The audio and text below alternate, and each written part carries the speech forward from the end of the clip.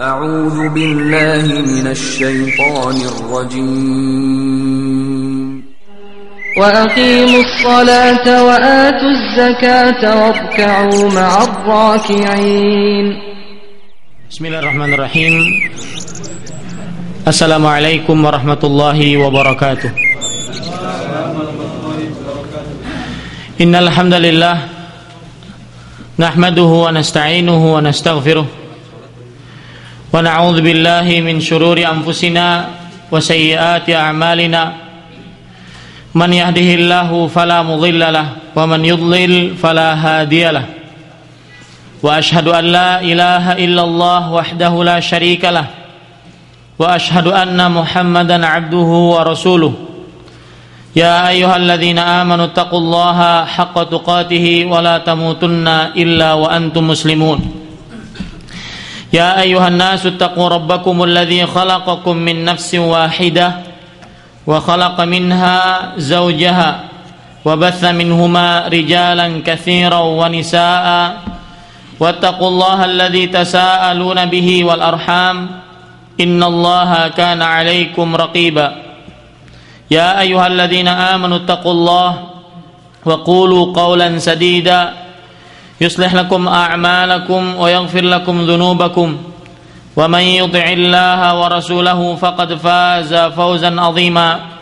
Amma ba'du, fa inna asdaqal hadithi kitabullah wa khairal hadi hadi Muhammadin sallallahu alaihi wa ala alihi wasallam wa syarral umuri muhdatsatuha wa kullu muhdatsatin bid'ah wa kullu bid'atin dhalalah wa kullu dhalalatin finnar. Ikhwani kaum muslimin wal muslimat rahimanillah wa iyyakum. Alhamdulillah, kita bersyukur pada Allah Subhanahu wa taala pada hari ini, hari Jumat, bulan Muharram 1431 Hijriah, kita kembali berkumpul untuk duduk kembali mempelajari akan ilmu-ilmu keislaman, yaitu yang berkenaan dengan salat berjamaah. Dan insyaallah ta'ala pada pertemuan terakhir ini kita akan membicarakan tentang dua judul. Yang pertama yaitu permasalahan-permasalahan seputar salat berjamaah, dan yang kedua yaitu kekeliruan ketika salat berjamaah.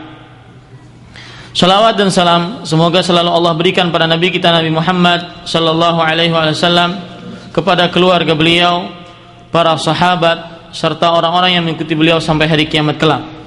Dengan nama-nama Allah yang husna dan sifat-sifatnya yang mulia, kita berdoa kepada Allah Subhanahu wa taala semoga kita diberikan ilmu yang bermanfaat dan bisa mengamalkan apa yang telah kita ilmui. Amin ya rabbal alamin. Para ikhwah yang dirahmati oleh Allah Subhanahu wa taala, sebagaimana yang tadi ana sebutkan bahwasanya materi yang pertama yaitu permasalahan-permasalahan seputar salat berjamaah. Permasalahan pertama, di manakah salat jamaah dilaksanakan?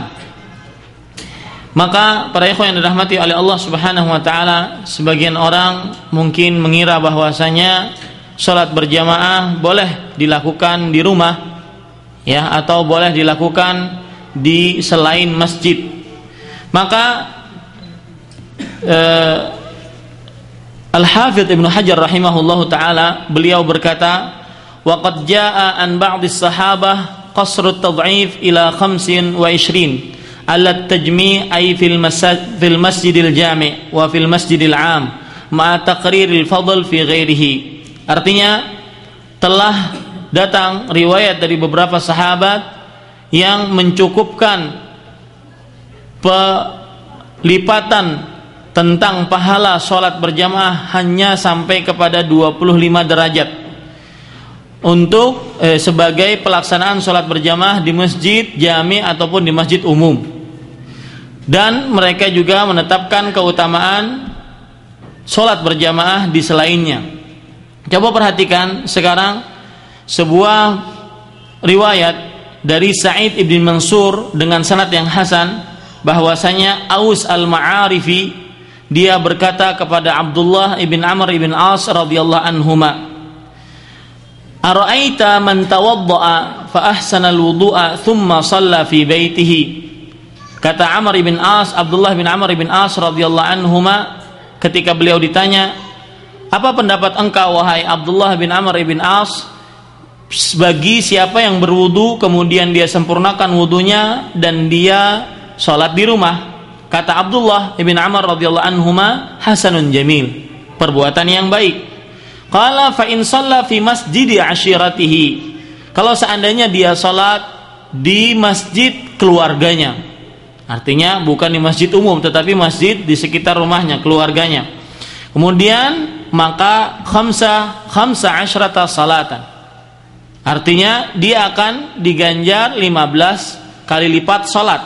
Fa in masya ila masjidi jama'atan fa shalla fi, kalau seandainya dia datang ke masjid umum yang kaum muslimin bersolat berjamaah di sana, maka kemudian dia salat, apa pahala yang akan dia dapatkan? Khamsun wa ishrun, dia akan mendapatkan 25 derajat. Nah, inilah para ikhwah sekalian dirahmati oleh Allah Subhanahu wa taala, mazhab Imam Bukhari, bahwasanya hadis-hadis yang menunjukkan akan keutamaan salat berjamaah, yaitu diganjar 25 atau 27 derajat, maksuratun ala man jama'a fil masjidid, artinya dia hanya khusus bagi orang yang sholat berjamaah di masjid, duna man jama'a fi baitihi, tidak diperuntukkan untuk orang yang sholat berjamaah di rumahnya, sebagaimana yang disebutkan di dalam kitab Fathul Bari, kemudian juga dalam kitab Irsyadul Bari As-Sari, dan juga dalam kitab Lami'ud Darari. Ini perkataan para ulama tentang bahwasanya tempat sholat berjamaah itu tempatnya di mana? Di masjid. Dan yang mendapatkan 25 derajat atau 27 derajat sebagaimana hadis Rasulullah SAW itu adalah orang yang sholat berjamaah di masjid. Kemudian juga para ulama yang berpendapat bahwasanya sholat berjamaah itu tempatnya di masjid adalah mereka yang mengatakan atau yang berpendapat bahwasanya sholat berjamaah itu fardu ain. Dalil mereka banyak sekali, sudah kita sebutkan di awal pertemuan kita. Di antaranya adalah perkataan Abdullah bin Mas'ud radhiyallahu anhu, yang beliau menyatakan bahwasanya termasuk petunjuk Rasulullah sallallahu alaihi wasallam menghadiri sholat berjamaah di masjid. Dan barang siapa yang tidak mengerjakan sholat berjamaah di masjid, maka di zaman Rasulullah SAW dia terkenal sebagai ma'lumun nifaq, seorang yang dikenal orang yang benar-benar munafik. Nah, ini pertanyaan pertama. Pertanyaan kedua, siapakah yang disyariatkan untuk sholat berjamaah? Siapakah yang disyariatkan untuk sholat berjamaah? Jawabannya adalah yang pertama laki-laki, ya. Yang disyariatkan untuk sholat berjamaah yaitu laki-laki. Kemudian yang kedua, ya, kenapa para ikhwah sekalian yang dirahmati oleh Allah Subhanahu wa taala laki-laki? Karena wanita tidak diwajibkan untuk dia sholat berjamaah, ya. Yang kedua yaitu merdeka. Karena seorang hamba dia masyghul, dia sibuk dengan membantu atau melayani tuannya, maka dia tidak wajib untuk sholat berjamaah. Yang ketiga yaitu orang yang tidak mempunyai uzur yang menghalangi dia untuk mengerjakan sholat berjamaah. Nanti kita akan sebutkan uzur-uzur yang ada. Ini yang ketiga, orang yang tidak mempunyai uzur yang menghalangi dia untuk mengerjakan sholat berjamaah. Yang keempat, sholat yang dilakukan adalah sholat fardu. Sholat yang dilakukan di masjid tersebut adalah sholat fardu. Maka pada saat itu itulah yang disyariatkan untuk menghadiri sholat berjamaah. Kemudian pertanyaan ketiga, siapakah yang boleh meninggalkan sholat berjamaah? Siapa yang boleh meninggalkan sholat berjamaah? Saya akan sebutkan. Yang pertama yaitu orang yang sakit, ya. Yang pertama yaitu orang yang sakit. Karena Rasulullah Allah Subhanahu wa taala berfirman dalam surat Al-Hajj ayat 78, "Wa ma ja'ala 'alaikum fid dini min haraj." Artinya, dan Allah Subhanahu wa taala tidak menjadikan atas kalian di dalam beragama itu sesuatu yang sulit, ya, sesuatu yang sulit. Nah, ini para ikhwan sekalian dirahmati oleh Allah Subhanahu wa taala menunjukkan bahwasanya orang yang sakit diperbolehkan untuk sholat di rumah. Begitu juga ketika Rasulullah Sallallahu Alaihi Wasallam sakit, beliau menyuruh siapa untuk mengimami kaum muslimin? Abu Bakar As-Siddiq radhiyallahu anhu. Sebagaimana dalam Sahih Bukhari, Rasulullah Sallallahu Alaihi Wasallam bersabda, "Muru Abu Bakrin falyusalli linnas." Perintahkan Abu Bakar untuk sholat mengimami kaum muslimin. Baik. Saya kebanyakan buku hari ini ya. Karena kalau seandainya nggak pakai buku, nanti hadisnya tidak bisa dibacakan. Tapi para ikhwah sekalian, sekali lagi dalil yang lain juga yang menunjukkan bahwasanya orang yang sakit diperbolehkan untuk meninggalkan sholat berjamaah, yaitu sebuah hadis yang diriwayatkan oleh Imam Ibnu Majah dan Imam Abu Daud dari Ibnu Abbas radhiyallahu anhuma, bahwa Rasulullah sallallahu alaihi wasallam bersabda, "Man sami'an nida falam ya'tihi fala salata lahu illa min 'udhr." Artinya, barang siapa yang mendengar azan kemudian dia tidak mendatanginya, maka tidak ada sholat baginya kecuali karena ada udzur. Artinya wajib seorang mendatangi sholat berjamaah kecuali kalau ada udzur. Di antara udzurnya adalah sakit. Taib. Yang kedua yaitu orang yang dalam keadaan takut, ya, yang dalam keadaan takut.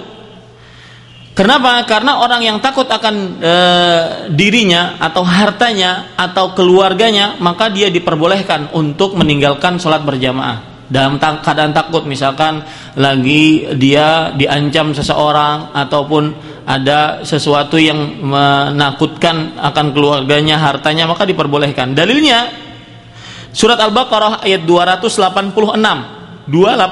Allah Subhanahu wa taala berfirman, "La yukallifullahu nafsan illa wus'aha."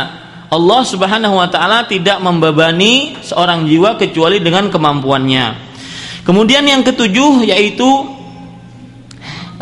orang yang lagi dalam keadaan menahan dua kotoran, baik itu kencing ataupun buang air besar. Jadi orang yang lagi kebelet, itu tidak wajib bagi dia untuk menghadiri sholat berjamaah. Orang yang lagi kebelet tidak wajib bagi dia untuk menghadiri sholat berjamaah. Sebagaimana dalam sebuah hadis Rasulullah Sallallahu Alaihi Wasallam bersabda yang diriwayatkan oleh Imam Muslim dari Aisyah radhiyallahu anha, "Inni sami'tu Rasulullah Sallallahu Alaihi Wasallam yaqul." Sungguh aku telah mendengar Rasulullah Sallallahu Alaihi Wasallam bersabda, "La salata bihadratit ta'am, wala huwa yudafi'uhul akhbathan." Artinya tidak ada salat ketika sedang dihidangkan makanan dan dalam keadaan dia menahan dua kotoran. Maksud dua kotoran di sini apa? Al-akhbathan, kencing dan buang air besar. Ya, kencing dan buang air besar. Oleh sebab itu kita bisa tambah lagi, orang yang boleh meninggalkan sholat berjamaah adalah orang yang lagi dihidangkan makanan. Nah, ini para ikhwah sekalian dirahmati oleh Allah Subhanahu wa taala. Kemudian juga orang yang lagi menghadapi hujan ataupun jalannya becek, maka ini diperbolehkan untuk tidak sholat berjamaah di masjid. Sebagaimana sebuah hadis yang diriwayatkan oleh Imam Bukhari dan Muslim dari Abdullah bin Abbas radhiyallahu anhuma, bahwasanya beliau berkata kepada orang yang mengumandangkan azan ketika hari lagi hujan, "Idza qulta asyhadu anna Muhammadar Rasulullah fala taqul hayya 'alas shalah, qul shallu fi baitikum." Artinya, kata Abdullah bin Abbas, ini yang berkata Abdullah bin Abbas, seorang sahabat Rasulullah SAW, "Kalau kamu wahai tukang azan mengucapkan asyhadu anna Muhammadar Rasulullah, setelah asyhadu anna Muhammadar Rasulullah apa? Hayya 'alas shalah. Hayya 'alas shalah. Janganlah kamu katakan hayya 'alas shalah, tetapi katakanlah shallu fi buyutikum." Artinya, salatlah kalian kaum muslimin di rumah-rumah kalian. Lalu sebagian orang merasa kok aneh, azannya kok beda ini. Kenapa? Kemudian kata Abdullah bin Abbas, "Fa'alahu man huwa khairun minni." Telah mengerjakan hal ini orang yang lebih baik dariku. Siapa orang yang lebih baik dari Abdullah bin Abbas? Rasulullah sallallahu alaihi wa ala alihi wasallam. Nah, ini para ikhwah sekalian, ini dalam keadaan hujan dan juga dalam keadaan becek, ya. Orang yang dalam keadaan menghadapi angin yang lagi kencang pada malam yang sangat dingin. Angin kencang, malam dingin, subhanallah. Ya, ini dia diperbolehkan untuk mana? Untuk sholat di di rumahnya, tidak berjamaah di masjid. Sebagaimana dalam sebuah hadis diriwayatkan oleh Imam Bukhari dan Muslim dari Abdullah ibnu Umar radhiyallahu anhuma, bahwasanya beliau berkata, "Kana Rasulullah sallallahu alaihi wasallam ya'murul muadzina idza kanat lailatun baridatun dzata matar yaqulu ala sallu fir rihal." Rasulullah SAW senantiasa memerintahkan muadzinnya ketika malam dingin dan hujan. Beliau berkata kepada muadzinnya, ingatkan kaum muslimin untuk sholat di rumahnya. Ya, untuk sholat di rumahnya. Ini orang-orang yang diperbolehkan untuk sholat di rumahnya, para ikhwah sekalian. Kemudian, iya, itu selesai. Nah, kemudian selanjutnya yaitu orang-orang yang mempunyai, mohon maaf ini, badan atau bau mulut yang tidak enak, ya, yang mengganggu kaum muslimin. Maka ini dia tidak berhak untuk pergi ke masjid, bukan diperbolehkan untuk tidak ke masjid, ya. Dia tidak berhak untuk pergi ke masjid berjamaah. Kenapa? Karena akan mengganggu kaum muslimin. Coba perhatikan sebuah hadis riwayat Imam Muslim dari Jabir radhiyallahu anhuma, bahwa Nabi Muhammad sallallahu alaihi wasallam bersabda, "Man akala thuman aw basalan falyatazilna aw liyatazil masajidana wal yaq'ud fi baitihi." Barang siapa yang makan bawang putih atau bawang merah, maka hendaknya dia menyendiri dari kami atau dia menyendiri dari masjid-masjid kami dan duduk di rumahnya. Nah, ini bukan berarti pada saat ini kita sebelum sholat Jumat atau sebelum sholat jamaah kita makan bawang, supaya nggak sholat jamaah, enggak, ya para ikhwah sekalian. Ini maksudnya adalah bagi siapa yang termakan bawang, dia ketika sholat, sebelum sholat berjamaah, maka dia jangan sampai mendekati masjid, ya, ini para ikhwah sekalian. Dan ini perhatian juga kepada orang yang lebih buruk daripada itu, karena bawang adalah sesuatu yang thayyibat sebenarnya, yang baik-baik, ya. Yang wa yuhillu lakumut thayyibat, dan Allah menghalalkan bagi kalian adalah yang baik-baik. Di sana ada sesuatu yang buruk, yaitu yang juga mempengaruhi bau mulut, yaitu rokok. Nah, insyaallah kapan-kapan saya akan mau berperang dengan rokok ini. Tuhan 9 cm ini. Orang mau berperang melawan Yahudi, berperang dengan 9 cm lemah seperti itu yang nggak bisa. Gimana mau berperang dengan orang yang bawa senjata, tank, bawa ini, dengan 9 cm nggak bisa dia menghentikan dirinya sendiri, ya. Ya mohon maaf kalau seandainya kata-kata saya berperang, ya saya akan jelaskan hukumnya, itu kan lebih ringan, ya. Apa hukumnya, ya?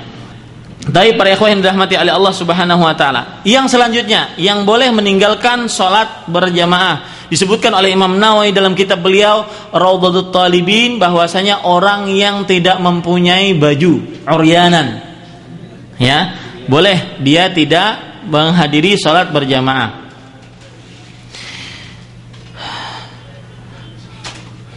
Kemudian para ikhwan yang dirahmati oleh Allah Subhanahu wa taala, boleh juga orang yang meninggalkan sholat berjamaah yaitu karena ketiduran. Ingat ya, bukan menidurkan diri, ketiduran. Sebagaimana dalam sebuah hadis Abu Qatadah radhiyallahu anhu, Rasulullah sallallahu alaihi wasallam bersabda, "Innahu la tafridha fin naum, innamat tafrid fil yaqdhah. Fa idza saha ahadukum 'anis shalah falyusalliha hina yadhkuruha wa minal ghadi lil waqti." Artinya, sesungguhnya kelalaian itu bukan dalam tidur, tetapi kelalaian itu di dalam ketika bangun. Mungkin dia ketika bangunnya dia sengaja, ya, tidurnya akhir malam sehingga dia lalai, akhirnya sholat subuh misalkan. Jika salah seorang di antara kalian lupa tentang sholatnya, maka hendaklah dia sholat ketika dia ingatnya. Dalam hadis yang lain juga, man nama an salatin au nasi anha, barang siapa yang ketiduran dari sholatnya atau kelupaan, maka hendaklah dia sholat, dia mengerjakan sholat tersebut ketika dia bangun atau ketika dia ingat. Nah, ini orang-orang yang diperbolehkan untuk meninggalkan sholat berjamaah. Yang keempat, siapakah yang mengiqamahkan sholat? Ya, maksud daripada permasalahan ini adalah siapa yang mengiqamahkan salat? Apakah harus muadzin? Sebagian orang kan kadang-kadang tunggu muadzinnya lagi di hamam, lagi di kamar mandi, ya. Padahal waktunya sudah lama, ya. Jangan-jangan muadzinnya kan sakit perut, kelamaan, ya. Nah, maka kita ingin menjelaskan permasalahan itu. Para ikhwan yang dirahmati oleh Allah Subhanahu wa taala, ada sebuah hadis yang berbunyi, "Man adzana fahuwa yuqim." Barang siapa yang mengumandangkan azan, dialah yang berhak untuk mengumandangkan iqamah. Maka disebutkan, ya, di dalam sanad ini ada namanya Abu Hatim, dan hadisnya ini adalah haditsun munkar. Jadi hadis yang lemah dan dia bentuknya mungkar, para ikhwah sekalian yang dirahmati oleh Allah Subhanahu wa taala. Dan juga hadis ini dilemahkan oleh Imam Al-Baghawi di dalam kitabnya Al-Mawdu'. Demikian. Jadi para ikhwah sekalian, siapa saja boleh dia mengiqamahkan salat, baik itu muadzinnya, baik itu imamnya sendiri atau orang lain yang selain mengumandangkan azan. Wallahu a'lam. Yang imami boleh juga mengumandangkan azan. Dalilnya apa? Aisyah radhiyallahu anha di dalam riwayat Baihaqi, beliau mengadzani, mengumandangkan azan maksudnya mengiqamahkan, kemudian mengimami para wanita. Nah, ini menunjukkan bahwasanya diperbolehkan untuk imam mengiqamahkan salat. Yang kelima, apakah batasan akhir untuk mendapatkan salat berjamaah? Apa maksud permasalahan ini? Kalau kita masuk ke dalam salat berjamaah, apa batasan kita sehingga kita dinamakan mendapatkan 1 rakaat? Atau dinamakan mendapatkan salat berjamaah? Maka para ikhwan yang dirahmati oleh Allah Subhanahu wa taala, di dalam permasalahan ini terjadi beberapa pendapat, ya. Ada pendapat pertama yang mengatakan bahwasanya salat berjamaah itu bisa didapati dengan 1 rakaat. Artinya 1 rakaat di sini yaitu dengan ruku. Saya beri contoh, misalkan kita masuk masjid, imam sudah ruku. Kita masuk, maka pada saat itu kalau kita bisa mendapati ruku bersama imam, artinya sempurna ruku kita meletakkan 2 telapak tangan kita di atas lutut kita, maka itu berarti kita sudah mendapatkan 1 rakaat. Ya, ini pendapat pertama, para ikhwah sekalian dirahmati oleh Allah Subhanahu wa taala. Dalilnya yaitu sebuah hadis yang diriwayatkan oleh Imam Bukhari dan Imam Muslim dari sahabat Abu Hurairah radhiyallahu anhu bahwa Rasulullah sallallahu alaihi wasallam bersabda, "Man adraka rak'atan minas shalah ma'al imam faqad adraka shalah." Artinya, barang siapa yang mendapati 1 rakaat bersama imam, maka dia mendapati salat. Ini menunjukkan bahwasanya batasan paling terakhir untuk mendapatkan 1 rakaat apa? Ruku, ya, ruku. Tapi para ikhwah sekalian dirahmati oleh Allah Subhanahu wa taala, ada lagi yang menyatakan bahwasanya pendapat kedua bahwasanya 1 rakaat atau salat berjamaah bisa didapatkan dengan cara meskipun imam misalkan tinggal salam saja, maka mereka juga berpendapat ini diperbolehkan. Artinya dia mendapatkan pahala salat berjamaah. Ya, ini para ikhwan yang dirahmati oleh Allah Subhanahu wa taala. Tetapi pendapat yang paling dekat dengan dalil wallahu alam adalah bahwasanya 1 rakaat bisa didapati terakhirnya kapan? Ruku. Dan ini adalah pendapatnya jumhur a'immah minas salaf wal khalaf. Jumhur ulama dari mulai generasi terdahulu sampai generasi sekarang. Ya, di antaranya yaitu Imam Malik, Imam Syafi'i, Imam Abu Hanifah, Imam Ahmad, dan diriwayatkan dari beberapa sahabat Ali, Ibnu Mas'ud, Zaid, Ibnu Umar radhiyallahu anhum ajma'in. Ini. Jadi para ikhwah sekalian, jemaah bisa kita dapati kalau seandainya sudah kita mendapatkan yang paling terakhir apa? Ruku. Taib. Kemudian yang keenam, kapan berdiri ketika iqamah? Kapan berdiri ketika iqamah? Ya. Apa? Paham maksudnya? Kalau iqamah, ya, Allahu Akbar, asyhadu an la ilaha illallah, asyhadu an iqamah, itu makmumnya kapan berdirinya? Ya. Nah, sebagian kan ada qad qamatis shalah, qad qamatis shalah. Coba kita lihat dalilnya. Apakah ada dalilnya seperti itu? Tapi para ikhwan yang dirahmati oleh Allah Subhanahu wa taala,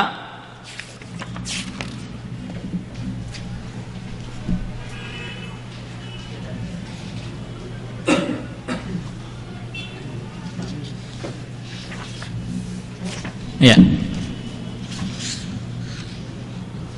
91 ya.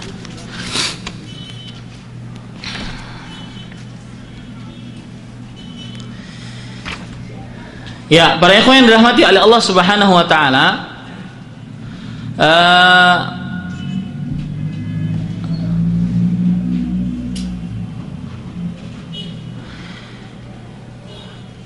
ada sebuah hadis yang diriwayatkan oleh Ibnu Khuzaimah dalam kitab sahihnya, bahwa dari Abu Qatadah radhiyallahu anhu bahwa Rasulullah sallallahu alaihi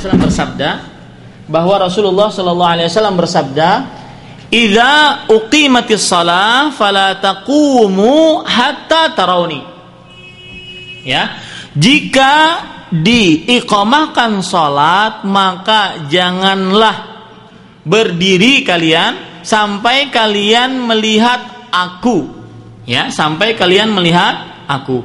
Maka para ikhwan yang dirahmati oleh Allah Subhanahu wa taala, yang paling dekat dengan dalil wallahu alam adalah orang boleh berdiri ketika awal iqamah atau ketika akhir iqamah atau ketika qad qamatis shalah atau ketika hayya 'alas shalah, hayya 'alal falah, boleh saja. Ya, tidak ada batasan tertentu dari Rasulullah sallallahu alaihi wasallam yang menunjukkan bahwasanya ketika qad qamatis shalah kita bangun. Sedangkan pendapat yang mengatakan qad qamatis shalah, ya, kita bangun, dan ini adalah merupakan pendapatnya orang-orang Hanabilah, ya, pendapatnya Hanabilah, sedangkan pendapatnya Imam Asy-Syafi'iyah bahwasanya tidak boleh bangun sampai selesai iqamah.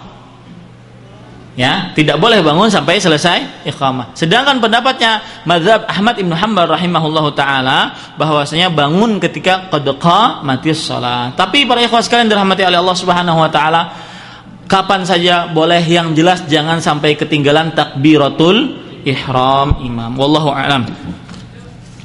Yang ketujuh, jarak antara azan dan iqamah. Berapakah jarak antara azan dan iqamah? Ya. Perhatikan sekarang jarak antara azan dan iqamah.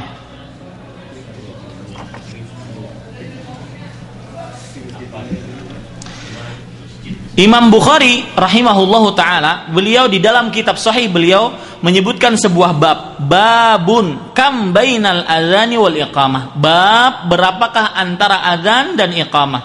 Akan tetapi beliau tidak menyebutkan jarak atau berapa waktunya yang beliau sebutkan, ya, berapa waktunya yang beliau sebutkan. Beliau hanya menyebutkan sebuah hadis Abdullah ibn Mughaffal radhiyallahu anhu bahwa Rasulullah sallallahu alaihi wasallam bersabda, "Baina kullu adzanaini salatun wa baina kullu adzanaini salatun." Baina kulli, ya, di antara dua adzan, yaitu antara adzan dan iqamah ada salat. Di antara adzan dan iqamah ada salat. Nah, ini menunjukkan para ikhwah sekalian bahwasanya jangan sama sekali kita kalau seandainya sudah adzan langsung diiqamahkan. Di beberapa daerah kan seperti itu, Pak. Sampai kadang-kadang kita, ya, jauh rumah, jalan lagi, kita sudah rakaat terakhir, salam juga. Padahal kita keluarnya ketika adzan.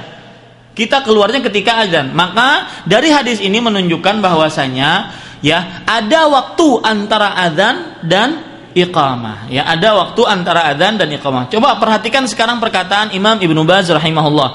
Beliau mengatakan, la ya'jal bil iqamah hatta ya'mura bihal imam. Tidak tergesa-gesa, tidak boleh tergesa-gesa untuk mengumandangkan iqamah sampai diperintahkan oleh imam. Wa yakunu dzalika rubu'u sa'ah aw thulutsu sa'ah aw nahwi dzalik. Ya, demikian itu bisa jaraknya seperempat ataupun seperempat, ya, ataupun 20 menit, ya, atau seperti itu. Wa idza ta'akhkhara al-imam ta'akhkhuran bayyinan jaza an yataqaddam ba'dul hadirin fayusalli bin nas. Kalau seandainya imam benar-benar terlambat, maka diperbolehkan untuk sebagian dari hadirin, ya salah satu seorang dari hadirin untuk mengimami kaum muslimin. Nah ini para ikhwah sekalian, jadi harus ada apa? Jarak antara adzan dengan iqamah. Ya kalau 5 menit atau 10 menit atau berapa. Ya ini perlu diperhatikan para ikhwan yang dirahmati oleh Allah Subhanahu wa taala. Baik. Yang ke-8. Ini khusus untuk imam. Lafaz-lafaz yang digunakan untuk meluruskan saf. Lafaz-lafaz yang digunakan untuk meluruskan saf apa saja? Siapa yang tahu para ikhwah sekalian? Lafaz-lafaz yang digunakan untuk meluruskan saf. Di antaranya ya, sawu sufufakum fa inna taswiyatas sufufi min iqamatis shalah. Artinya samakanlah saf kalian. Sesungguhnya kesamaan saf itu termasuk pendirian salat. Hadis riwayat Bukhari. Di dalam riwayat yang lain, sawu sufufakum fa inna taswiyatas saffi min tamamis shalah. Artinya disamakanlah saf karena kesamaan saf itu termasuk daripada kesempurnaan salat. Hadis riwayat Muslim. Ada lafaz yang lain, istau wala takhtalifu fatakhtalifa qulubukum. Samakanlah dan janganlah kalian berbeda-beda, maka hati kalian akan berbeda-beda. Ini lafaz-lafaz yang boleh digunakan oleh imam, ya. Dan mungkin kalau seandainya ada jamaah kita di Indonesia, kalau kita ingin menggunakan lafaz ini nggak paham, kita terjemahkan. Ya, kita pakai dulu bahasa Arabnya baru kita terjemahkan agar benar-benar paham. Ada lagi ya, Rasulullah sallallahu alaihi wasallam bersabda, "Atimmus sufuf", sempurnakanlah saf-saf. Sempurnakanlah saf-saf. Karena sebagian orang itu safnya ya kadang-kadang ngikutin sejadah yang ada di karpet. Ya kan? Sejadah yang ada di karpet. Padahal itu sejadah yang ada di karpet itu ukuran orang besar. Ya, sedangkan kita orang kecil, ya orangnya kurus-kurus, ya. Ini kadang-kadang mengikuti sejadah yang ada di karpet. Ini tidak benar. Akhirnya banyak sekali furja, banyak sekali kekosongan-kekosongan. Dan itu kekosongan nanti akan diisi oleh siapa? Oleh setan. Nah ini para ikhwah sekalian dirahmati oleh Allah Subhanahu Wa Taala. Kemudian apakah yang harus diratakan di dalam saf? Ya, apa yang sebenarnya harus diratakan dalam saf? Yang pertama yaitu meratakan ini pundak, ya, ini namanya pundak kan? Ya, pundak dengan pundak, rata, pundak dengan pundak. Kalau bisa diratakan telapak kaki dengan telapak kaki, tetapi tumitnya yang diratakan, bukan depannya. Karena kadang-kadang jempol orang, jempol anak sama jempol antum beda. Ya, ada yang lebih panjang, tapi yang diratakan adalah belakangnya. Dan ini sunnah mahjurah. Ini adalah sunnah yang ditinggalkan oleh kaum muslimin. Ya. Ini para ikhwan yang dirahmati oleh Allah Subhanahu wa taala. Coba kita lihat dalilnya. Ya. Perhatikan perkataan Anas bin Malik radhiyallahu anhu. Wa kana ahaduna yulziqu mankibahu bimanqibi sahibihi wa qadamahu biqadamihi. Hadis riwayat Bukhari dan Imam Ahmad. Dan kami, ya, sebagian dari kami merapatkan pundaknya ke pundak temannya dan qadamnya, telapak kakinya ke telapak temannya juga, ke telapak kaki temannya juga. Cuma perhatikan di sini para ikhwah sekalian, kadang-kadang terjadi sesuatu fenomena yang lucu dan juga menyedihkan. Kadang-kadang kita ingin mengerjakan sunnah, ngajak si bapak ini ke samping kita, ya dekat-dekat, dia malah ngapain sih ente? Ana mau sholat, jangan bercanda, dikira bercanda. Ya. Nah ini para ikhwah sekalian dirahmati oleh Allah Subhanahu wa taala. Baik. Kemudian yang ke-10, salat sendirian di belakang saf. Apa hukumnya salat sendirian di belakang saf? Maka perhatikan para ikhwah sekalian dirahmati oleh Allah Subhanahu wa taala. Rasulullah sallallahu alaihi wasallam pernah memerintahkan seseorang yang sholat sendirian di belakang saf. Apa maksudnya sholat sendirian di belakang saf? Imam, saf, dia sendirian di belakang saf. Ya, nggak ada orang selain dia. Nah ini para ikhwah sekalian, coba perhatikan sebuah hadis diriwayatkan oleh Imam Abu Daud dari Wabisah radhiyallahu anhu. Beliau bercerita, anna Rasulullah sallallahu alaihi wasallam ra'a rajulan yusalli khalfas saffi wahdahu fa amarahu an yu'idas shalah. Bahwa Rasulullah SAW memerintahkan seseorang melihat seseorang yang sholat di belakang saf sendirian. Kemudian beliau menyuruh untuk mengulangi sholatnya. Artinya sholatnya tidak sah. Nah, ini perlu diperhatikan para ikhwah sekalian dirahmati oleh Allah Subhanahu wa taala. Kadang-kadang kita kalau sendirian, safnya udah penuh nih. Ya, kita sendirian, nggak ada orang lain lagi yang mau datang. Maka pada saat itu jangan narik orang ke belakang. Ya, jangan narik orang ke belakang. Kenapa? Karena ada beberapa kerusakan yang terjadi kalau seandainya kita narik orang ke belakang. Pertama, safnya jadi kosong.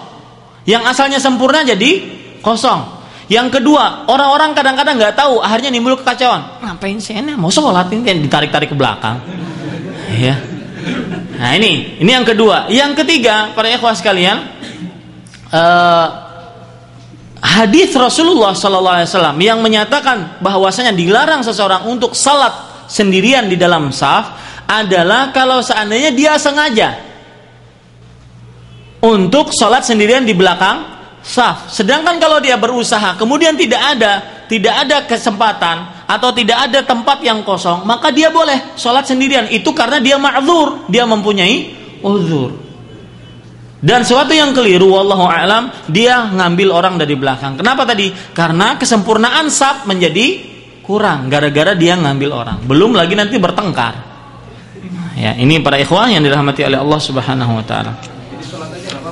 Salat saja. Kalau seandainya dia sudah berusaha yang mencari tempat-tempat yang kosong atau misalkan geser-geser sedikit ya, minta kekosongan boleh juga. Atau kalau seandainya dia kosong sama sekali, dia datang dari samping ke samping imam, boleh. Ke samping imam dia boleh. Paham ya para ikhwah sekalian dirahmati oleh Allah SWT. Hah?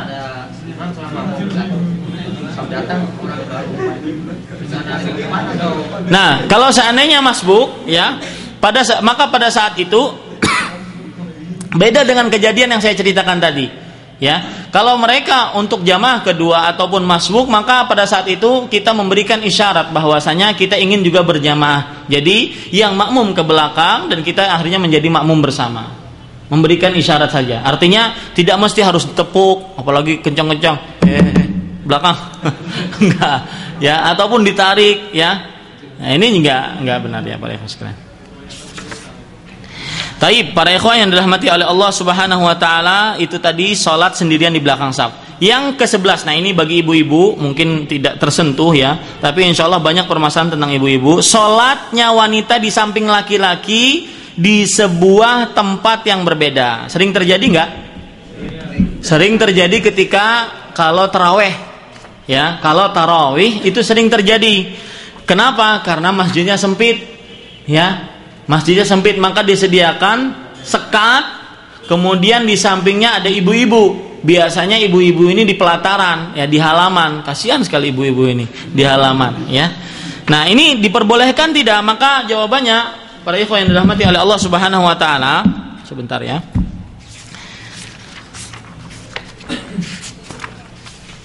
Ya. Maka perlu diperhatikan para ikhwan sekalian yang dirahmati oleh Allah Subhanahu wa taala.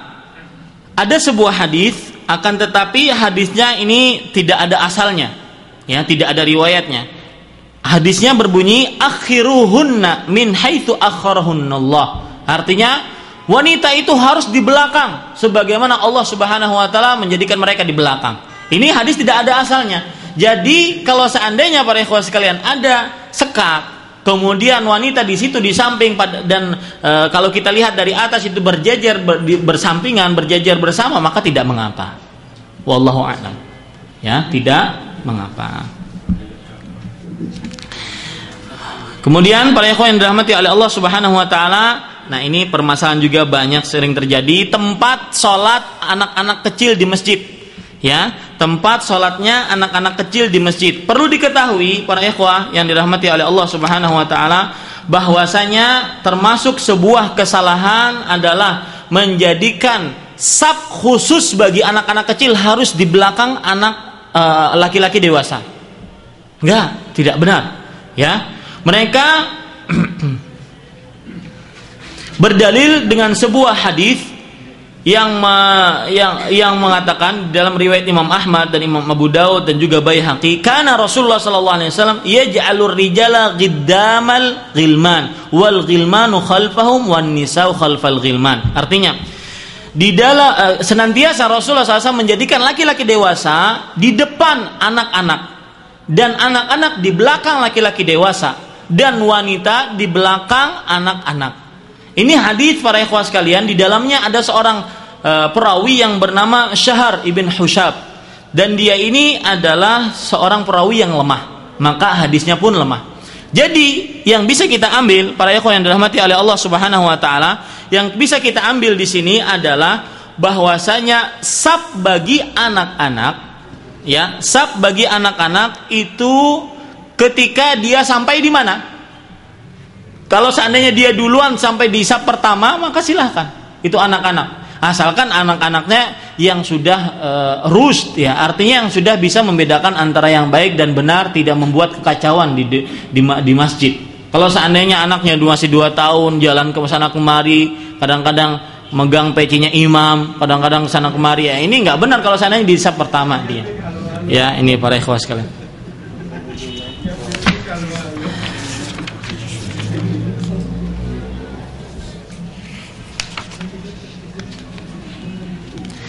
Dan juga para ikhwah sekalian sering kejadian bahwasanya ada seorang, ya, yang melihat anak-anak umurnya mungkin masih 10 tahun atau 9 tahun di sab pertama, karena dia datang pertama, ada orang tua datang dengan tongkatnya, ya, kemudian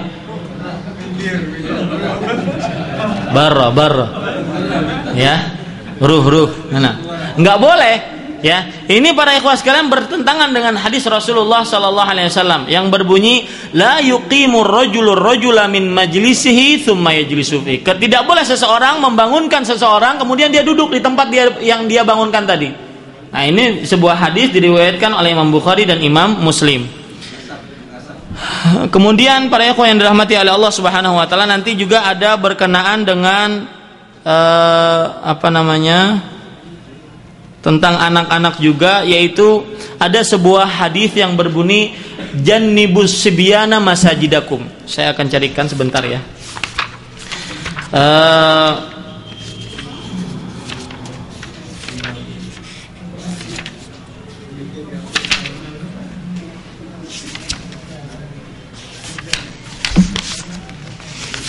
Ada sebuah hadis yang berbunyi jauhkanlah anak-anak kalian dari masjid, ya, jauhkanlah anak-anak kalian dari masjid.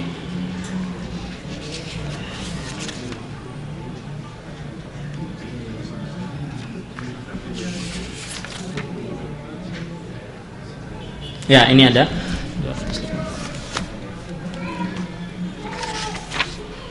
Ya. Ada sebuah hadis yang saya sebutkan tadi, jannibu masajidakum sibyanakum. Jauhkanlah masjid-masjid kalian dari anak-anak kecil. Hadis ini para ikhwah sekalian tidak ada asalnya, ya, tidak ada asalnya. Disebutkan di dalam kitab Misbahul Juzarja, kemudian dalam kitab Tamzidut Thayyib minal Khabith, bahwasanya hadis ini tidak ada asalnya. Yang jelas para ikhwah sekalian dirahmati oleh Allah Subhanahu wa taala, ya, seseorang anak kalau seandainya dia tidak membuat kekacauan di masjid, kemudian dia sudah rusd, dia sudah benar-benar bisa membedakan antara yang baik dan buruk, maka dia diperbolehkan untuk pergi ke masjid. Para ikhwah sekalian. Taib. Kemudian para ikhwah yang dirahmati oleh Allah Subhanahu wa taala, para ikhwah yang dirahmati oleh Allah Subhanahu wa taala, yang ke-13 yaitu salat di antara tiang-tiang. Di antara tiang-tiang. Jadi misalkan sini ada tiang, sini dalam masjid, ya, ada tiang, ya, kemudian dia sholat di situ, ya, dan sholat ini jamaah sholatnya. Jadi makmum yang sholat di situ, maka ini sesuatu yang dimakruhkan, yang dibenci, ya, sesuatu yang dibenci.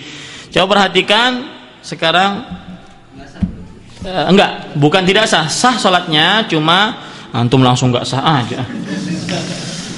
Anak takut kalau Pak Azhari pulang nih. Tapi para ikhwah sekalian dirahmati oleh Allah Subhanahu wa taala, perhatikan sebuah hadis dari Abdul Humaid ibn Mahmud. Beliau berkata, kunna ma'a Anas fa shallaina ma'a amirin minal umara. Kami pernah bersama Anas bin Malik radhiyallahu anhu. Kemudian kami salat bersama pemimpin dari beberapa pemimpin. Fadafa'una hatta qumna wa shallaina bainas sariyatain. Kemudian akhirnya kami salat di antara dua tiang.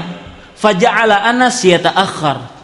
Melihat kejadian seperti itu, Anas bin Malik radhiyallahu anhu, sahabat Rasulullah SAW yang pernah membantu Rasulullah SAW selama 10 tahun, beliau ke belakang daripada dua tiang tersebut. Wa qala qad kunna nattaqi hadza ala ahdi Rasulillah sallallahu alaihi wasallam. Kata beliau, kami di zaman Rasulullah sallallahu alaihi wasallam menjauhi untuk salat di antara dua tiang. Nah, ini para ikhwah sekalian dirahmati oleh Allah Subhanahu wa taala, hadis ini diriwayatkan oleh Imam Ibnu Majah. Jadi, sekarang dilihat misalkan Masjid Auqaf ini, ya, kalau seandainya saya perhatikan sholat maghrib, isya itu penuh, apalagi Kamis Jumat, maka pada saat itu kita tidak mengapa sholat di antara dua tiang karena penuh. Begitu juga di Masjid Nabawi seperti itu juga, ya, di Masjidil Haram Makkah seperti kalau penuh ya sholat di antara dua tiang tidak mengapa. Tapi kalau seandainya tidak penuh seperti zuhur, asar, ya, maka diperbolehkan apa? Diperbolehkan mundur. Subuh, kenapa saya tidak sebutkan subuh? Subuh di sini penuh para ikhwan sekalian, subhanallah. Ya, subuh itu penuh sampai ke belakang. Ini, ya, mudah-mudahan kita mendapatkan keimanan selalu dimanapun kita berada. Tapi para ikhwan yang dirahmati oleh Allah Subhanahu wa taala, kemudian ya. Kemudian, nah, ini permasalahan salat berjamaah di luar masjid atau di jalan atau di pekarangan rumah, ya. Salat berjamaah di luar masjid atau di jalan atau di pekarangan rumah. Maksudnya permasalahan ini adalah kalau kita masjidnya penuh, ya, seperti tadi salat di depan rumah saya itu, masjid salat Jumat penuh. Mereka salatnya ada yang depan bakolah, ada yang di samping sana. Pokoknya mereka mendengar aja ada bagaimana takbirnya imam. Apakah ini diperbolehkan atau tidak? Maka jawabannya para ikhwah sekalian dirahmati oleh Allah Subhanahu wa taala, ya. Coba perhatikan sebuah hadis Rasulullah sallallahu alaihi wasallam. Kana Rasulullah sallallahu alaihi wasallam yusalli minal lail fi hujratihi wa judranul hujrah qasir. Fara'an nasu syakhsan Nabi sallallahu alaihi wasallam faqama unasun yusalluna bi salatihi. Hadis dari Aisyah riwayat Imam Bukhari. Artinya, senantiasa Rasulullah sallallahu alaihi wasallam salat malam di kamar beliau. Dan ini bagi yang sering bikin rumah, dan jidar atau dinding kamarnya Rasulullah SAW itu pendek, ya, dindingnya kamar Rasulullah SAW itu pendek. Kemudian manusia melihat bayangan Rasulullah SAW. Kemudian orang-orang pun mengikuti sholatnya Rasulullah SAW dengan bayangan Rasulullah SAW tadi. Ya, ini diperbolehkan. Maka kalau begitu kita ambil para ikhwah sekalian, diperbolehkan seseorang yang di luar masjid asalkan dia melihat gerakan imam ataupun melihat makmum yang bergerak bersama imam, maka itu dia masih diperbolehkan untuk sholat berjamaah dengan imam tersebut. Bisa diperhatikan ya para ikhwah sekalian. Nah, sekarang terjadi permasalahan kadang-kadang kalau sholat melalui TV. Masjidil Haram Mekah sholat, kita lihat dari TV, kita sholat dalam kamar, anak sholat, ya, sama Imam Sudais hafizahullah ta'ala. Ini nggak boleh para ikhwan sekalian. Kenapa? Karena pertama, banyak terjadi kesalahan kadang-kadang kalau seandainya kita sholat bersama-sama mereka. Yang kedua, ya, karena kita dalam tempat yang berbeda, ya, perbedaan waktu, tempat berbeda juga. Nanti kalau di Indonesia sholat begitu gimana? Nah, ini para ikhwan sekalian. Nah, tadi orang yang sholat yang dibatasi oleh tiang-tiang itu makruh hukumnya. Orang yang sholat di luar masjid tetapi dia melihat gerakan imam atau makmum itu dibolehkan. Pertanyaan, bagaimana kadar hukum antara makruh dengan dibolehkan? Jadi makruh itu adalah sesuatu yang kalau bisa kita jauhi, ya, jauhi, dan kalau dikerjakan pun kita tidak akan mendapatkan dosa. Kalau dibolehkan berarti pada saat itu kalau keadaan kita mendesak kita untuk seperti itu, maka kita boleh mengerjakan hukum ini, mengerjakan perbuatan ini. Itu dia. Dan itu bukan sesuatu yang makruh karena tadi dalilnya ada. Nah, tadi. Bisa dipahami ya bedanya? Itu yang dimaksud atau gimana? Itu yang dimaksud ya. insyaallah. Artinya begini, kalau di luar aja kan dibolehkan. Karena dia hanya melihat makmum. Enggak, permasalahannya sekarang hadis Anas tadi, ada sebuah nas dari Anas bin Malik yang menceritakan kejadian di zaman Rasulullah SAW. Para sahabat senantiasa kalau makmuman dengan Rasulullah SAW, mereka menjauhi untuk sholat di tiang. Nah, ini sebuah nas, ada dalilnya. Nah, sedangkan untuk sholat di luar masjid, ya, bersama imam, maka itu juga ada dalilnya, itu diperbolehkan. Nah, jadi tidak ada pertentangan antara dua ini. Yang satu menunjukkan kepada sebuah kemakruhan, tidak sampai kepada tingkat keharaman. Yang satu menunjukkan kepada sebuah kebolehan, seperti itu. Ya, tidak ada pertentangan di antaranya. Antum mungkin membicarakan ini kan di dalam masjid dan itu di luar masjid, gitu. Tidak ada kaitannya antara yang ini dengan yang itu. Enggak ada. Wallahu a'lam. Kemudian masbuk masuk ke dalam sholat dan imam dalam suatu keadaan. Ya, masbuk masuk ke dalam sholat dan imam dalam suatu keadaan. Ini sering terjadi para ikhwah sekalian. Sebagian orang kalau masbuk, ya, masbuk itu artinya ketinggalan, maka dia nunggu imam sampai berdiri. Padahal imamnya sudah ruku, sujud, duduk di antara dua sujud lagi baru bangun, baru dia ngikuti imam. Nah, ini sebuah kekeliruan, ya, para ikhwah sekalian dirahmati oleh Allah Subhanahu wa taala. Perhatikan sekarang sebuah hadis Rasulullah sallallahu alaihi wasallam, beliau bersabda dari Mu'adz ibnu Jabal radhiyallahu anhu, "Idza ata ahadukumus salata wal imamu ala halin falyasna' kama yasna'ul imam." Artinya, kalau kalian mendatangi sholat dan imam dalam suatu keadaan, maka buatlah sebagaimana imam lakukan. Jadi kita mengikuti imam. Kalau kita datang, imamnya lagi sujud, kita langsung takbir, Allahu Akbar, langsung sujud. Nah, nanti bagaimana, apakah kita takbirnya 2 kali atau sekali saja cukup? Nanti saya akan jelaskan lagi dalam permasalahan lain. Paham ya para ikhwah sekalian? Nah, ini juga sesuai dengan hadis Rasulullah SAW. Tadi hadis diriwayatkan oleh Imam Tirmidzi. Ada lagi hadis yang lain yang menunjukkan akan hal ini, yaitu hadis riwayat Imam Bukhari dan Muslim dari Abu Hurairah radhiyallahu anhu. Rasulullah SAW bersabda, "Fama adraktum fasallu wa ma fatakum faatimmu." Artinya, apa saja yang kalian dapati maka sholatlah bersama imam. Jadi kalau imamnya lagi ruku, ya rukulah bersama imam. Jangan nunggu imam berdiri dulu, enggak. Terutama kalau imamnya lagi tahiyatul ula, tasyahudul awal, maka kita jangan nunggu berdiri aja kayak tiang, ya, duduk bersama imam. Nah, ini para ikhwan yang dirahmati oleh Allah Subhanahu wa taala. Kemudian selanjutnya, sholat sendirian berpindah jadi imam. Ini sering terjadi. Kita sholat sendirian, datang orang baru datang, nepuk, imam minta ya. Enggak, ya. Baik, para ikhwah sekalian dirahmati oleh Allah Subhanahu wa taala. Ini bagaimana maksudnya? Ya, tadi saya ceritakan tadi, kalau sholat sendirian, dia kemudian berpindah menjadi imam, boleh enggak? Boleh, ya, boleh. Coba perhatikan sebuah hadis dari Anas bin Malik radhiyallahu anhu, "Kana Rasulullah sallallahu alaihi wasallam yusalli fi Ramadan, faji'tu faqumtu ila jambihi. Wa jaa'a rajulun akhar faqama aidan hatta kunna rahtan. Falamma hassan nabiyyu sallallahu alaihi wasallam ana khalfahu ja'ala yatajawwazu fi shalah thumma dakhala rahlahu fa shalla salatan la yusalliha indana." Perhatikan, Anas bin Malik bercerita, Rasulullah sallallahu alaihi wasallam pernah sholat malam pada bulan Ramadan. Kemudian aku datang di samping beliau, sholat malam ini. Kemudian aku datang di samping beliau. Kemudian datanglah orang lain lagi dan juga sholat bersama kami. Lalu datang beberapa orang sehingga kami banyak, 10 orang lebih. Rahat itu 10 orang banyak, 10 orang lebih. Kemudian ketika Nabi merasa ada banyak orang di belakang beliau, beliau akhirnya memperingkas sholat beliau, mempersederhanakan sholat beliau. Kemudian beliau sholat di rumah beliau, dan beliau sholat di rumah beliau tidak seperti sholat beliau di hadapan kami. Ini beda. Ketika Rasulullah SAW sholat sendirian, mungkin ada yang nggak kuat, sebagaimana sholatnya Rasulullah Sallallahu alaihi wa ala alihi wasallam. Ini hadis diriwayatkan oleh Imam Muslim, ya para ikhwah sekalian. Jadi diperbolehkan kalau seorang yang sholat sendirian kemudian berpindah menjadi imam. Ada lain lagi. Wah, baru nggak cukup waktunya ini.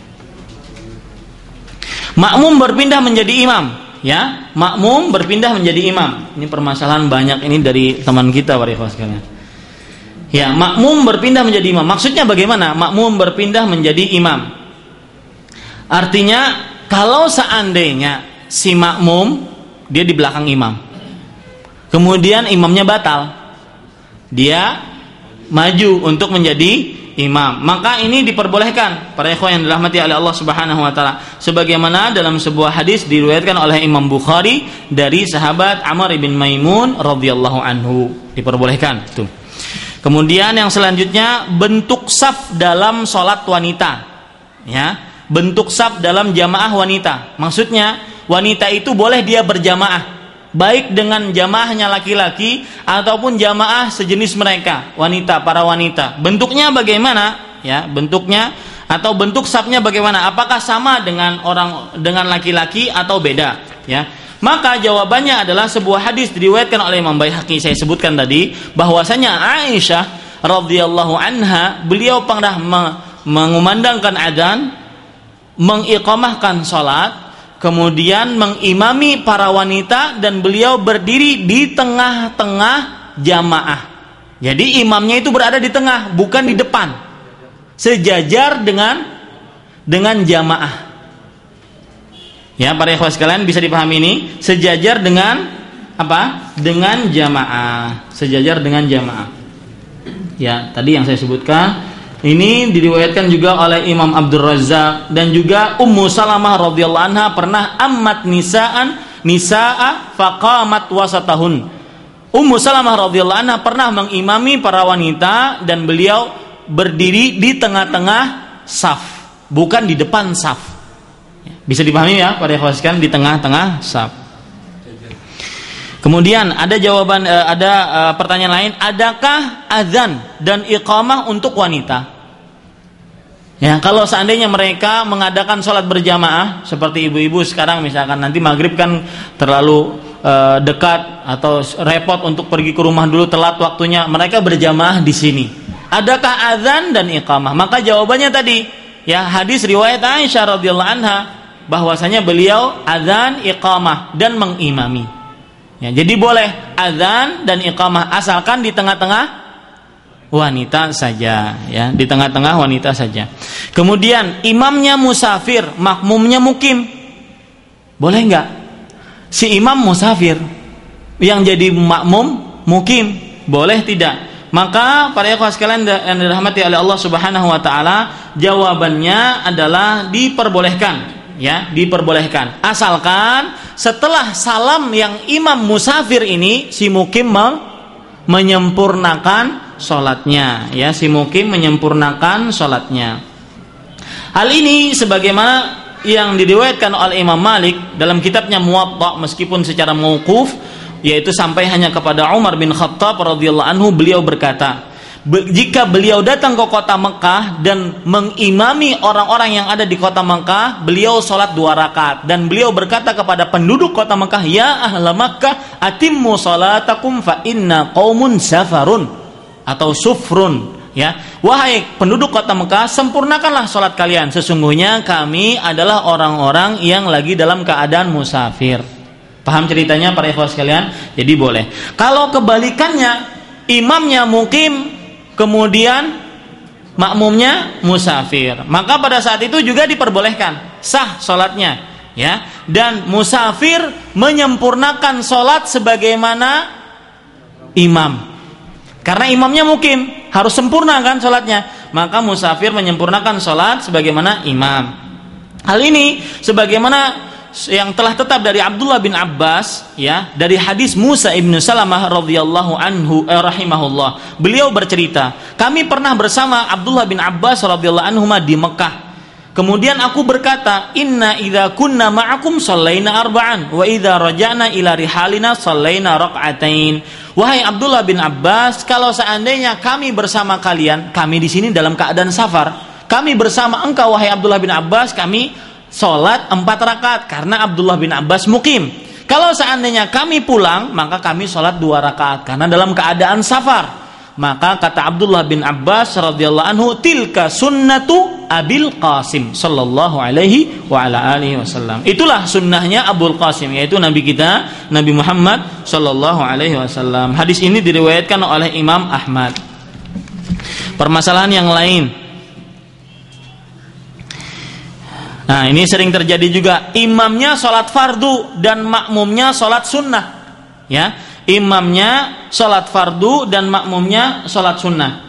Maka para ikhwan sekalian dirahmati oleh Allah Subhanahu wa taala, diperbolehkan tanpa ada khilaf. Sebagaimana dalam sebuah hadis dari Abu Sa'id Al-Khudri radhiyallahu anhu, bahwa Rasulullah sallallahu alaihi wasallam melihat seorang sholat sendirian. Kemudian kata Rasulullah sallallahu alaihi wasallam, "Ala rajulun yatasaddaqu ala hadza fayusalli ma'ahu?"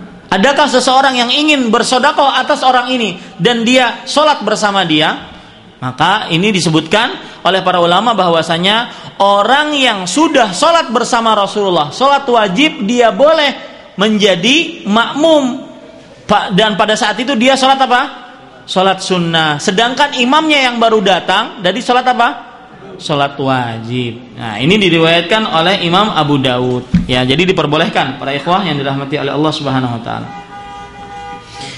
Kemudian kebalikannya, kalau yang sholat sunnah, imamnya sholat sunnah, sedangkan makmumnya sholat wajib, ya diperbolehkan menurut pendapat yang benar. Sebagaimana dalam hadis Mu'adz ibnu Jabal radhiyallahu anhu, bahwasanya beliau sholat bersama Rasulullah SAW, kemudian beliau pulang ke rumah beliau, kemudian beliau menjadi imam bagi orang kampung beliau, menjadi imam orang kampung beliau. Ini disebutkan di dalam riwayat Imam Bukhari dan Imam Muslim. Kemudian para ikhwan yang dirahmati oleh Allah Subhanahu wa taala, berdirinya para makmum. Apa maksudnya ini? Kalau kita ya imam, dia atau ada orang sholat sendirian, kemudian datang orang ingin sholat bersama, berarti berapa orang nih sholatnya? 2. Maka bagaimana ini berdirinya? Apakah ke belakang sedikit? Biasanya kan antum ke belakang sedikit kan? Nah, ataukah sejajar atau bagaimana? Atau kadang-kadang ke belakang sedikit, itu pun 1 langkah, ya, 1 langkah. Maka para ikhwah sekalian dirahmati oleh Allah Subhanahu wa taala, jawabannya adalah kalau seandainya makmumnya 1 dan imamnya 1, jelas 1 ya imamnya. Makmumnya 1, kemudian dia ingin berimaman, maka pada saat itu harus sejajar. Tidak boleh ke depan, tidak boleh juga ke belakang, sejajar. Apa dalilnya? Dalilnya dari hadis Abdullah bin Abbas radhiyallahu anhuma. Beliau mengatakan, Nabi sholat, kemudian aku, kata Abdullah bin Abbas, aku sholat di samping kiri Rasulullah SAW, samping kiri. Kemudian Rasulullah SAW mengambil telingaku, karena beliau kan masih kecil, ya, ngambil telinga beliau, kemudian diputar ke samping kanan, sejajar dengan Rasulullah SAW. Saya mendingan dijewer Rasulullah daripada dapat dunia dan seisinya. Taib, para ikhwan yang dirahmati oleh Allah Subhanahu wa taala. Sekarang kalau perempuan, istri, ini sering kita sholat berjamaah di rumah, ya, sholat sunat misalkan berjamaah di rumah. Bagaimana istri kita atau anak perempuan kita safnya? Maka imam jelas laki-laki, kemudian anak laki-laki kita, meskipun itu baru anak-anak, kemudian setelah itu baru siapa? Perempuan, ya, atau istri atau anak perempuan kita. Ini berdirinya para makmum, ya, para ikhwah sekalian. Yang selanjutnya, makmum membaca Al-Fatihah di belakang imam. Sering ditanyakan kan? Apakah makmum membaca Al-Fatihah di belakang imam? Maka para ikhwah yang dirahmati oleh Allah Subhanahu wa taala, jawabannya terjadi perbedaan pendapat, sengit di antara para ulama. Ya.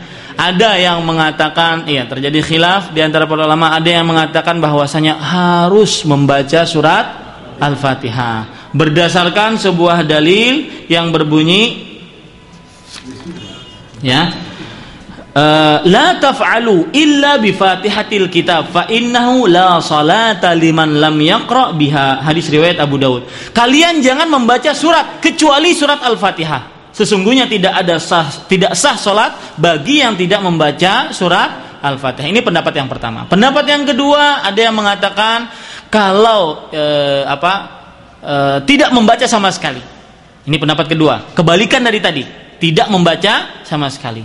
Pendapat yang ketiga adalah membaca Al-Fatihah, makmum membaca Al-Fatihah jika imamnya tidak mengeraskan suaranya. Tidak mengeraskan suaranya. Dan makmum tidak membaca Al-Fatihah jika imamnya membaca dengan suara yang keras. Ya, para ikhwah sekalian dirahmati Allah Subhanahu wa taala. Ada yang bertanya. Saya sudah diam, ada yang bertanya. Taib. Kalau yang kita lihat para ikhwah sekalian, yang lebih dekat dengan mengumpulkan semua hadis yang ada adalah seorang makmum membaca Al-Fatihah ketika imam tidak mengeraskan bacaannya. Ya, tidak mengeraskan bacanya. Ini adalah salah satu pendapat dari pendapatnya Imam Ahmad rahimahullahu taala. Sedangkan jumhur ulama di antaranya Imam Syafi'i, Imam Malik, Imam Abu Hanifah, mereka menyatakan harus baca Al-Fatihah. Ada lagi katanya baca Al-Fatihahnya kapan kalau begitu? Ya, ada yang mengatakan di antara ayat-ayat imam. Enggak bisa. Susah para ikhwah sekalian.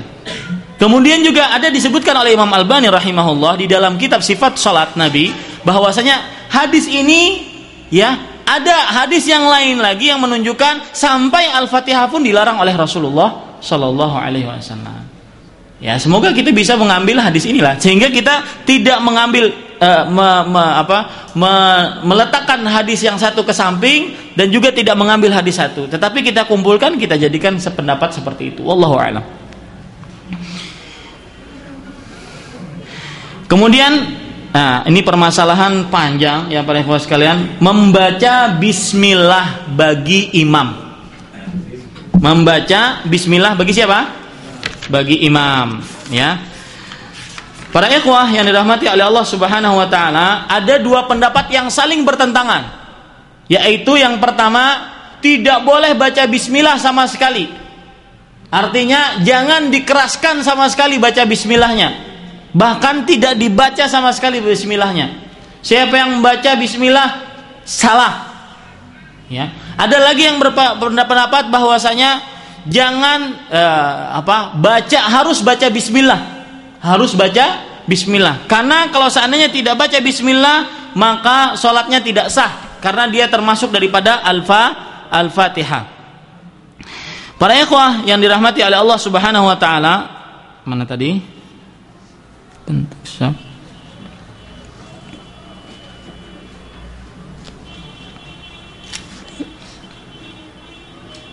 Ya.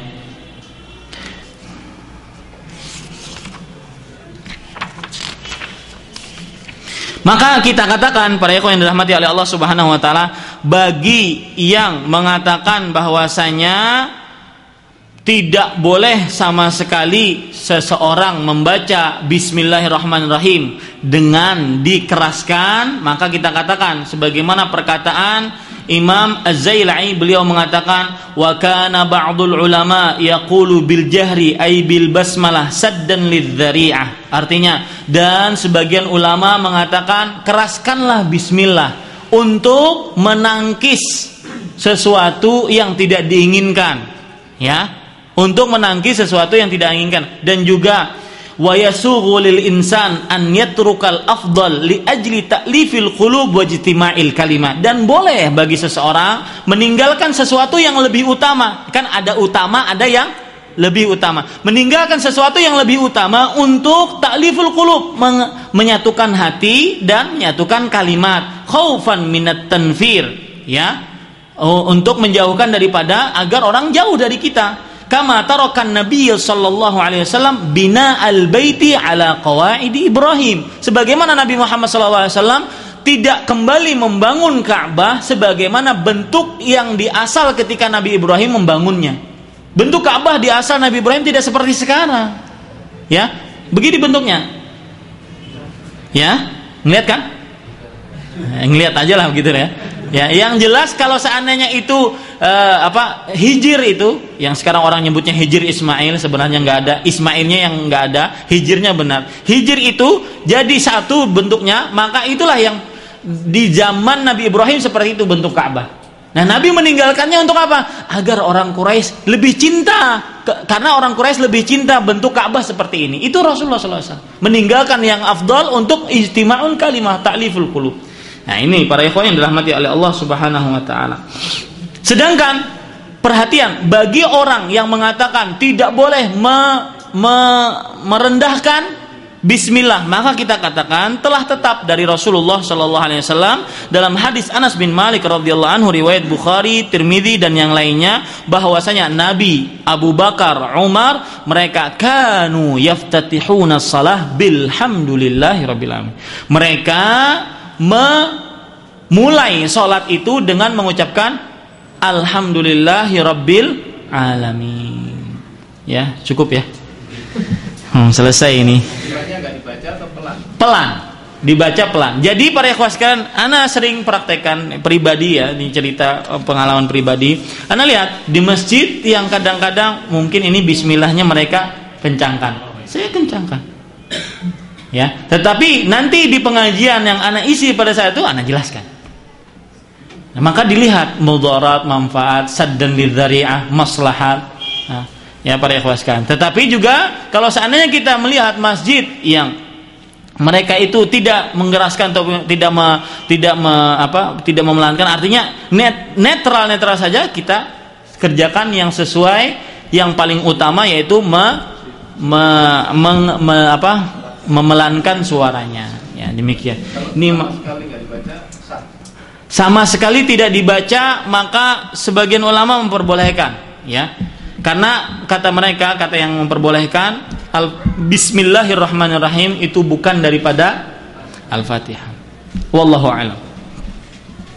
Ya, apa yang baik kita dari Allah Subhanahu wa taala, apa yang buruk itu dari kami pribadi manusia biasa. Wassallallahu nabiyana Muhammad. Wassalamualaikum warahmatullahi wabarakatuh.